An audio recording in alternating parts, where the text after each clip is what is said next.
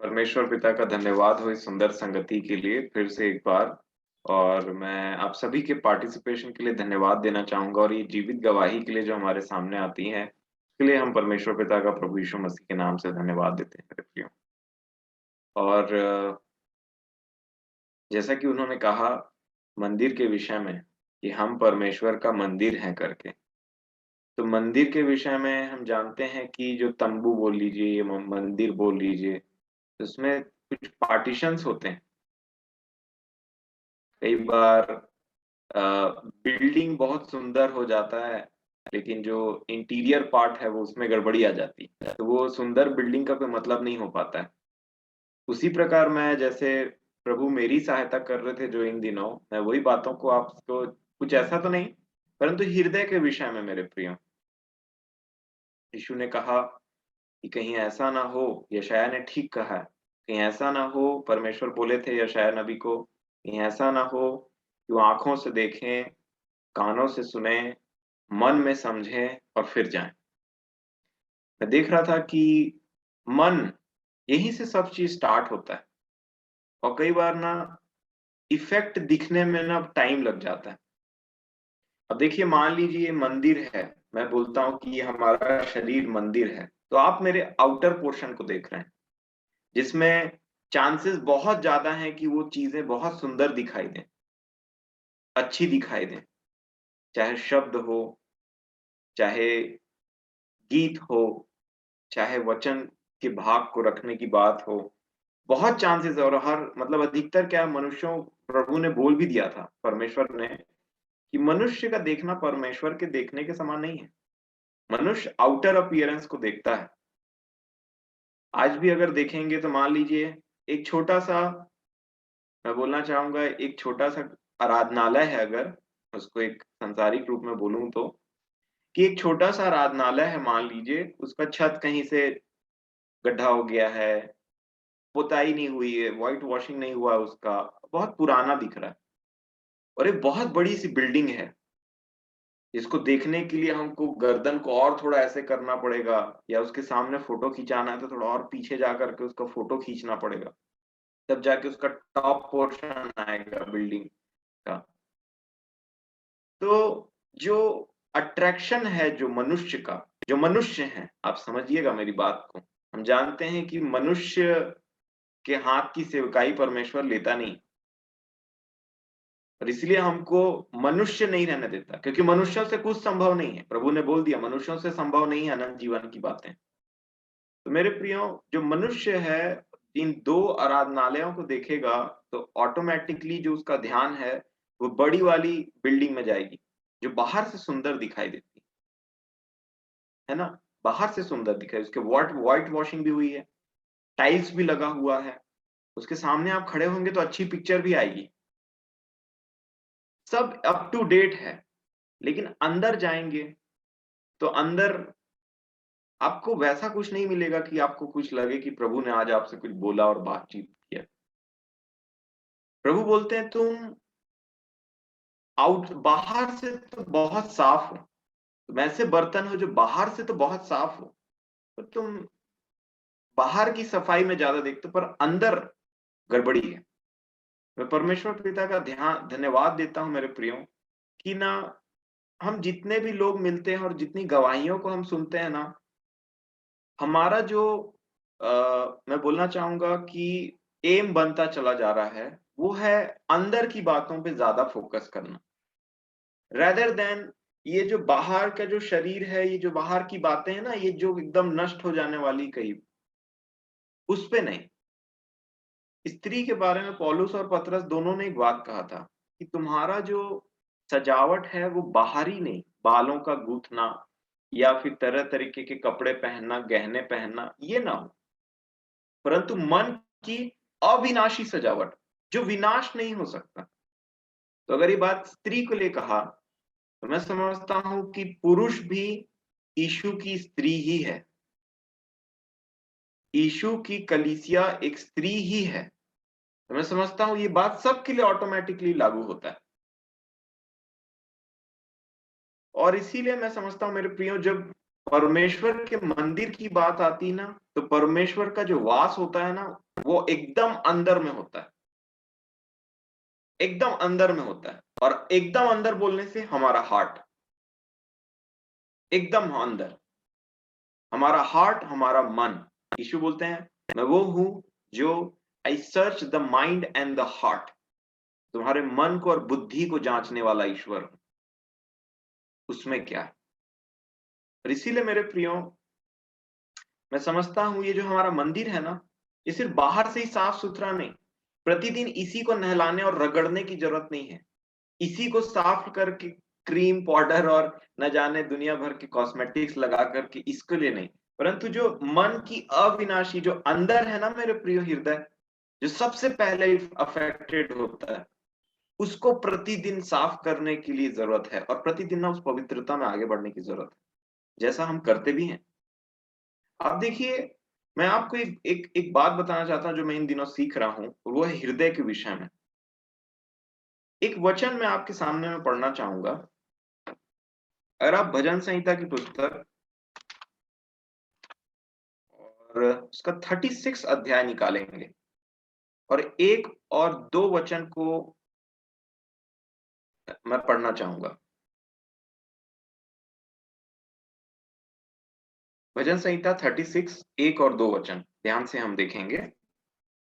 प्रभु हमारी सहायता करे हर बातों में। पहला वचन में लिखा है 36, दुष्ट जन का अपराध मेरे हृदय के भीतर यह कहता है कि परमेश्वर का भय उसकी दृष्टि में नहीं है।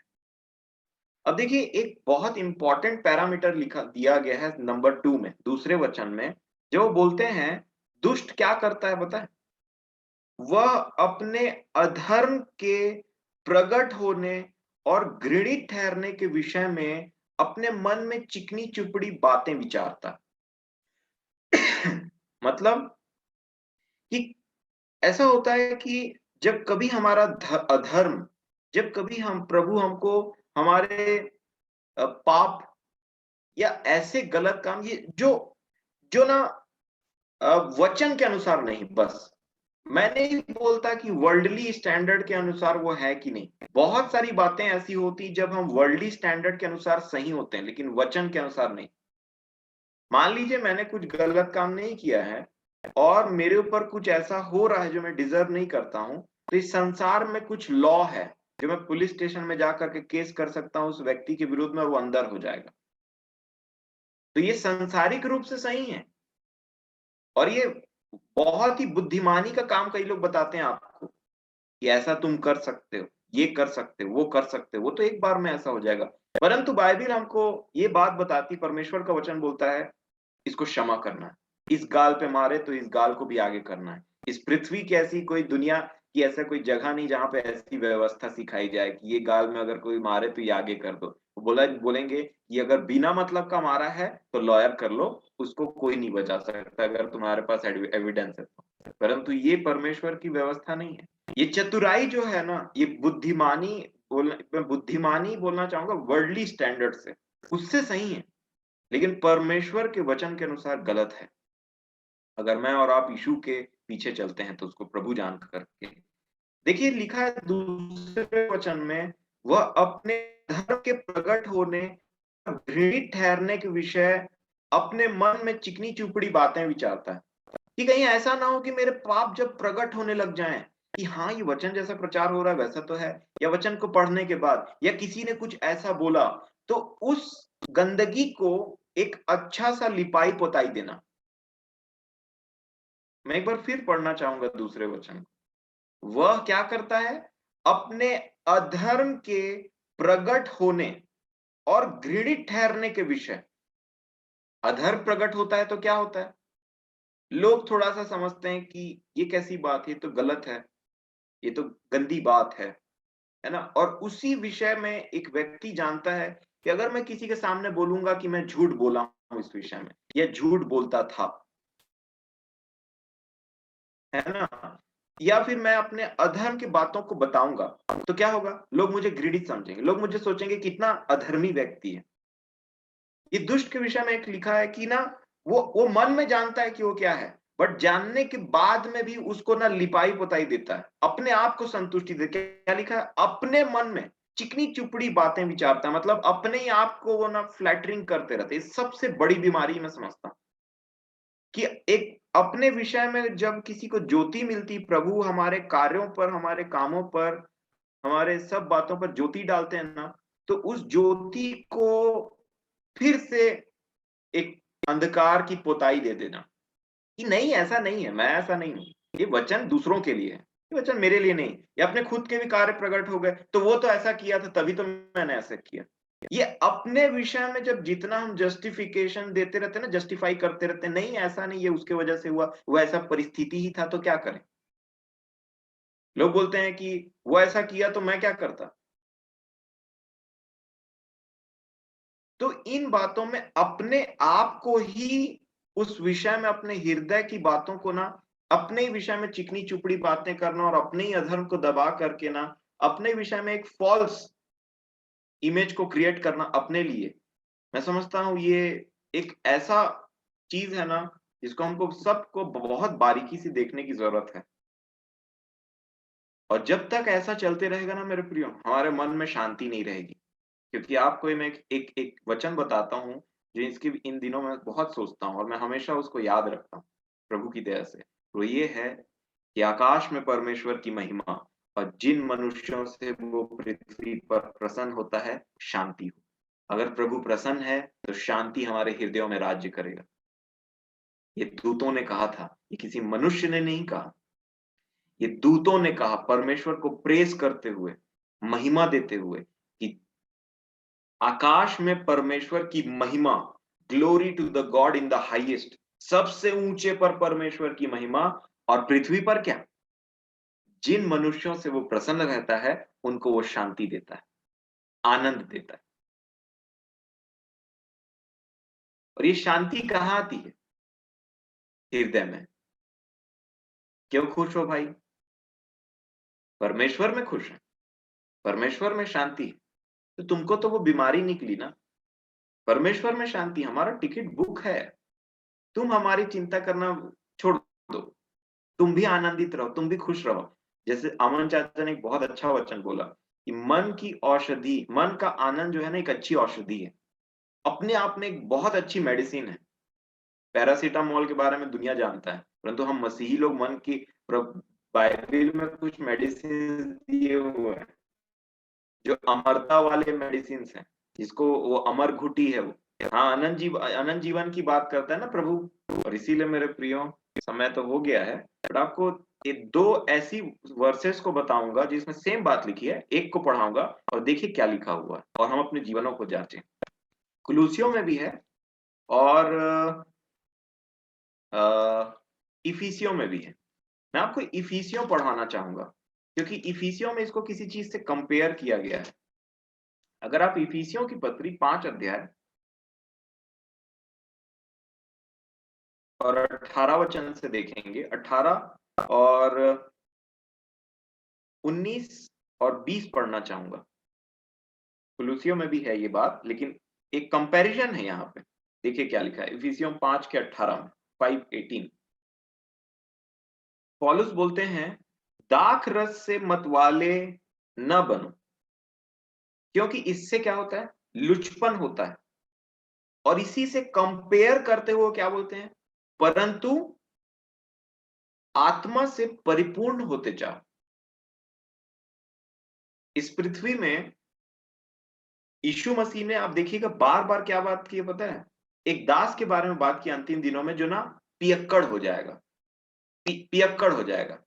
और फिर प्रभु ने लूका 21 में भी, हम जिन वचनों पे मैं ध्यान दे रहा था, आपसे शेयर किया था, हमने क्या देखा कि तुम्हारा मन खुमारी में और मतवालेपन में, मतवाला ना हो जाए, ड्रंकननेस, इस पृथ्वी का मतवाला, कि पी लिया तो सिर्फ वही उसी के नशे में झूम रहा है। बोलते हैं ना कई लोग, शराब नहीं पीते कई लोग, कई लोग जैसे बोला जाता है कि ना पैसे का, या बोलते हैं मछली पकड़ने का, अरे इसको ऐसा धुन है, ये ना ये नशा हो गया, इसको ऐसा बोल देते हैं किसी चीज को लेकर के, है ना, नशा हो गया, जिसमें वो व्यक्ति रहता है उसको समझ नहीं आता, लेकिन उसके आउट में जो रहता है उसको समझ में आ जाता है, इसको इसका नशा है, इसका धुन है, ऐसे बोल देते हैं। और लोग आजकल बड़े पहला क्वेश्चन उनका यही होता है, आपकी हॉबी क्या है? हॉबी क्या है मतलब? आप किस चीज के पियक्कड़पन में इतने मगन हो कि बाकी सब चीज आपको दिखाई नहीं देता। तो मेरे प्रियो, देखिए पौलुस ने क्या बोला कि तुम, मतलब यहाँ पे लिखा हुआ है कि दाख रस से मतवाले ना बनो, जिससे क्या होता है, लुचपन होता है। और उससे कंपेयर किसको किया? आत्मा से परिपूर्ण। जो व्यक्ति आत्मा से परिपूर्ण होता है ना, वो प्रभु के नशे में झूमता है मेरे प्रियो। और उसके आनंद को ना कोई दुनिया नहीं समझ सकता। क्या दिन भर तुम लोगों को मजा आता है ये सब चीज में, ऐसे हो जाता है अगले के लिए। हाँ मेरे प्रियो, मैं आपको सच बता रहा हूँ। और जब ये होता है ना, तो इसका आउटकम क्या होता है पता है? 19 वचन में क्या लिखा है? और और आपस में भजन और स्तुति गान और आत्मिक गीत गाया करो, और अपने अपने मन में, कहां पे? मन में, एकदम अंदर, एकदम अंदर। प्रभु के लिए स्तुति कहां से निकलती है? हृदय से निकलती, फिर जबान पे आती। मैं ऐसा बोलना चाहूंगा, स्तुति वही है जो हृदय से निकल करके जबान पे आए।